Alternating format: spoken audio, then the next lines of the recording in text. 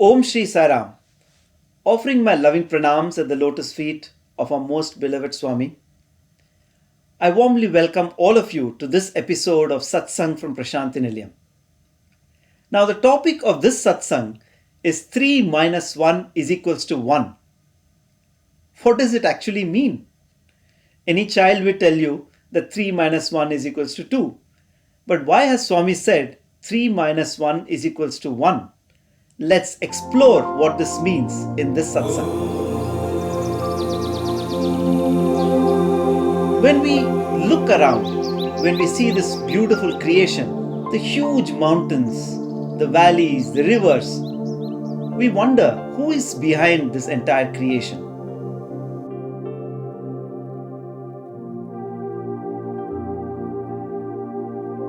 In fact, Swami says, who can put a red beak on the green body of a parrot?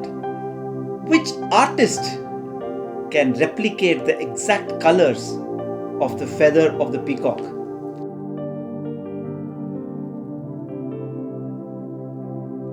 He says, God is the greatest artist. Chitrambulu Vichitrambulu. This whole creation is filled with the mystery of the Lord. So when this creation is a manifestation of the Lord's will, how much are we aware of its mysteries? For example, we are talking about Chandrayaan. Chandrayaan is reaching the moon. But do we actually know what's the distance between the Earth and the moon? It is 3.84 lakh kilometers. Talking about distances and sizes, scientists today say that the smallest particles that they have discovered is quarks. And on the other side, we have the huge expanding universe. Now the quarks, the size of a quark is 10 raised to the power minus 18 meters. We can't even imagine how small that is. And on the other side, we have this ever expanding universe. The diameter of the visible universe is 93 billion light years, or 8.8 into 10 raised to power 26 meters. It's so difficult to comprehend the size of this universe. So that's why it is said, Anoraniyan Mahato Mahiyan, the Lord is smaller than the smallest and bigger than the biggest. But what is surprising is, Swami says, this entire universe that we see and that we live in is called Bhutakasha. There is gross matter here. But this universe is one small speck in what is called Chittakasha. Now, Chittakasha is the realm of the mind, is the realm of the thoughts. And this entire Chittakasha is just one dot or one speck in the realm of the Atman, which is called Chidakasha. So, when we talk about this whole equation of 3 minus 1 is equals to 1, how is it related to Bhutakasha, Chittakasha, Chidakasha, and everything? What are these three things? 3 minus 1 is equals to 1. So 1 obviously is this universe as we have been talking about. We see this vast expanse. We see this entire creation. That is one of the things.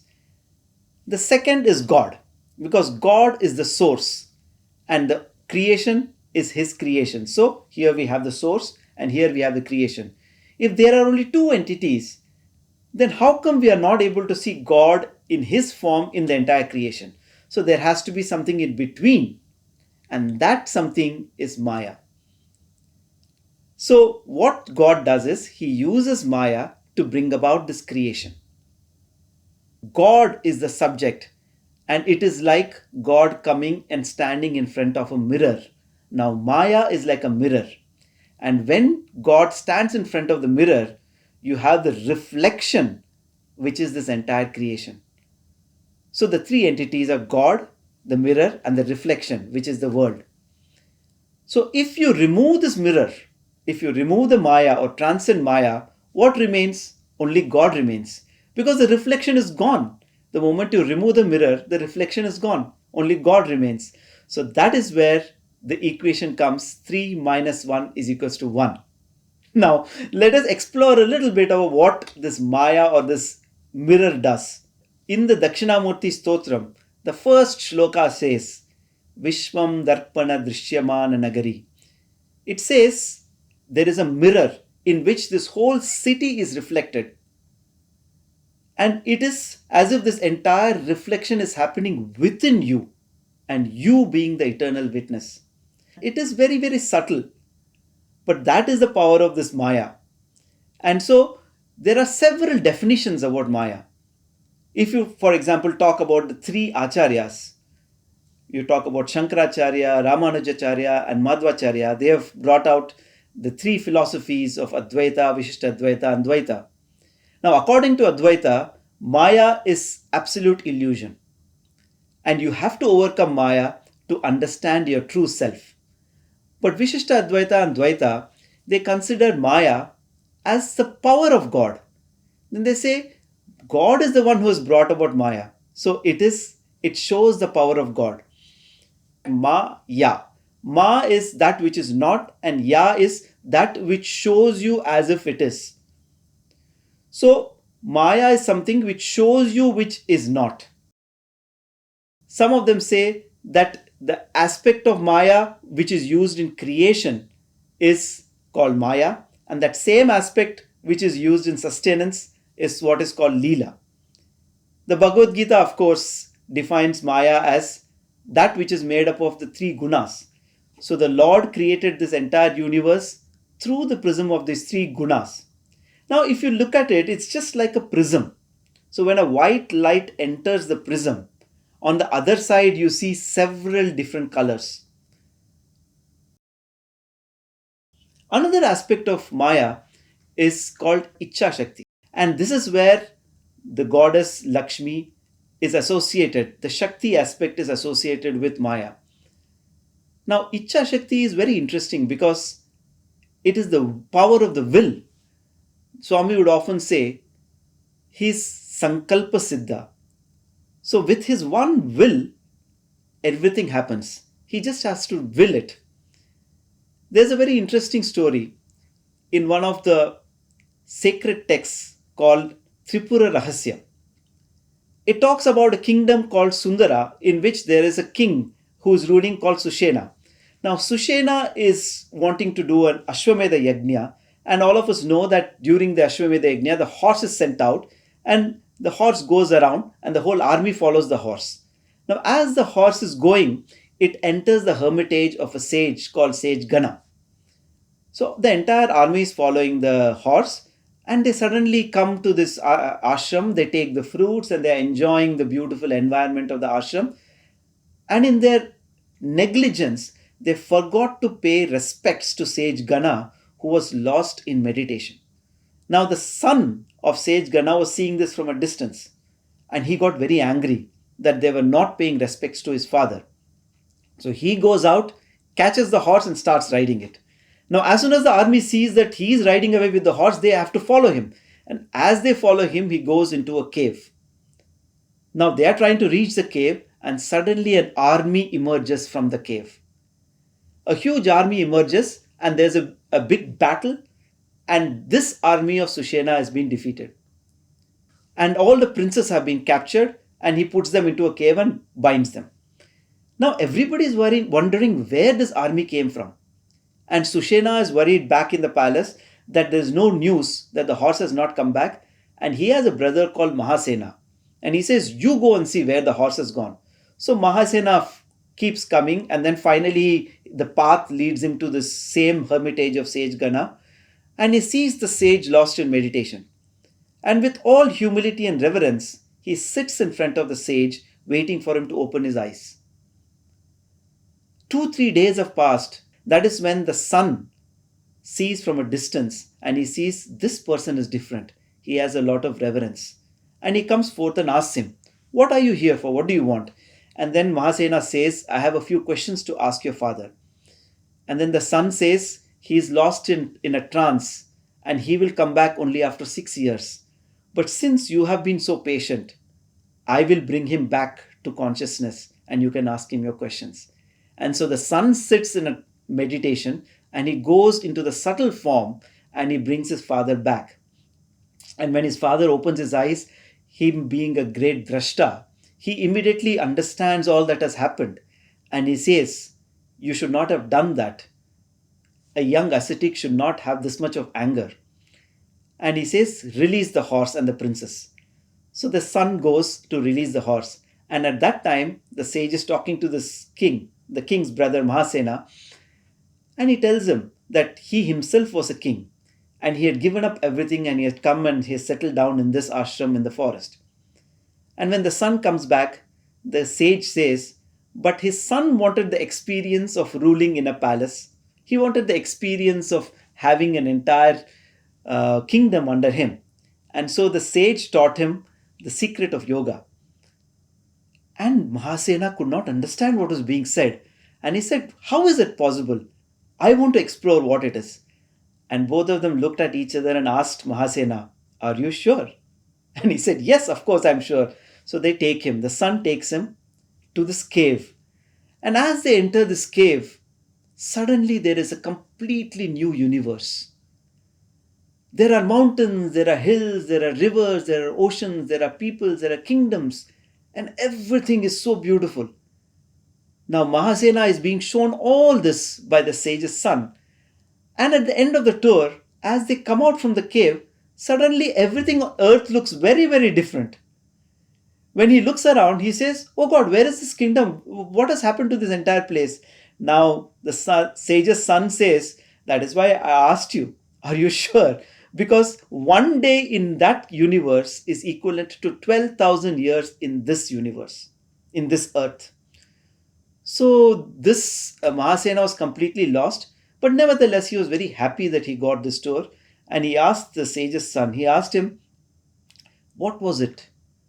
And he says, that was a creation that I did with my Ichcha Shakti.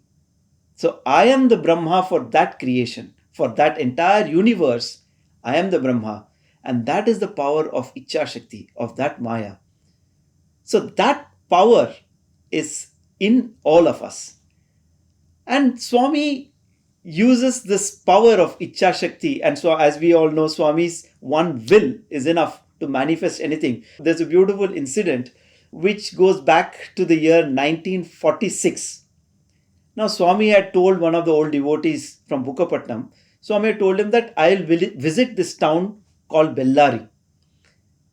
And all the devotees had made arrangements, they had made food arrangements and arrangements for bhajan, etc.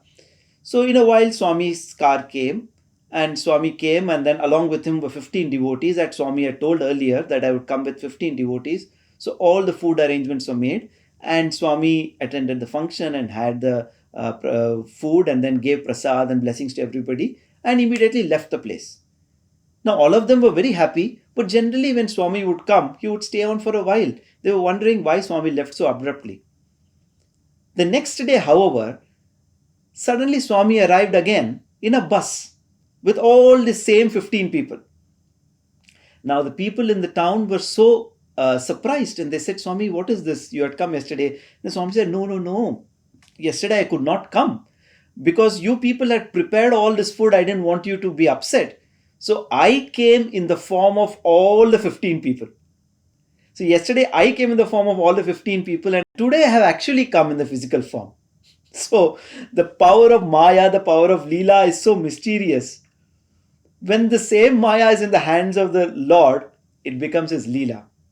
Another beautiful incident from Swami's life, which brings out the power of this Maya, of this Leela, is that of resurrection of Mr. Walter Cowan. Now he was in Madras in the year 1971, and Swami was also in Madras at that time. Early this morning on 25th of December, that is Christmas Day, Mr. Walter Cowan had a massive heart attack, and his wife and a few others rushed him to the hospital. Now the doctor declared that he was dead on arrival. So he had a massive heart attack and he had actually passed away. And Swami was on his way to this hall where this conference was to be held. And suddenly Swami's convoy took a detour. Swami's car took a detour, and Swami went straight into the hospital and brought back Walter Cowan to life. Swami did this, and Swami went back into the to the conference. Now Elsie Cowan, who is Walter Cowan's wife, had just gone out, and when she came back into the room, she saw that he was sitting on his bed. She was completely surprised and she asked him what happened, and he said, Swami came and brought me back to life. Now, this incident itself is superhuman. It is pure Leela of the Lord. But what follows after this is very, very sweet. So, a few days later, when somebody asked Swami, Swami, what made you bring back Walter Cowan to life? And then Swami gave a beautiful answer. Swami said, I did not want his wife, Elsie Cowan, to carry back this dead body to the United States of America. He said she would have found it so difficult. My heart was filled with love and compassion. So in order to help her, I decided to bring him back to life. Isn't that amazing? So when you think of it from the Lord's point of view, this entire Leela, this entire Maya, this entire creation means nothing to him. He can create millions of universes with the snap of his finger. But what is amazing is the intention behind this Leela. And this is what Swami has written in one of his letters in the Premadhara, where Swami says, I separated myself from myself to love myself. So the crux of this entire creation, the purpose of this entire creation is love. In the Guru Purnima discourse of 1996, Swami says, we have two aspects in every human being. We are actually Satchitananda, but then there is this aspect of Maya as well. He says Maya is like a breeze, and the moment you associate yourself with the name and form, you are associated with Maya. But the best part of this whole thing is, he says, you want to come out of Maya, there is only one easy path, and that is the path of love. So it is like these rays of light which pass through the prism and they have become different colors. Now, if they want to go back, they have to be in sync with what they were before creation started. And the Lord says that the only purpose, the only motive, or the only intention of this entire creation is love. I separated myself from myself to love myself. So if we are in sync with that love, if we go back to that love and we love the source that is the subject of this entire creation, very soon we will realize our own reality, our own divinity. So that's it for today. And so if next time somebody comes to you and asks you, what is 3 minus 1? I'm sure you will have two answers in your mind, whether to say what is right from the worldly point of view or whether to say what is right from the spiritual point of view. Thank you so much. Sai Ram.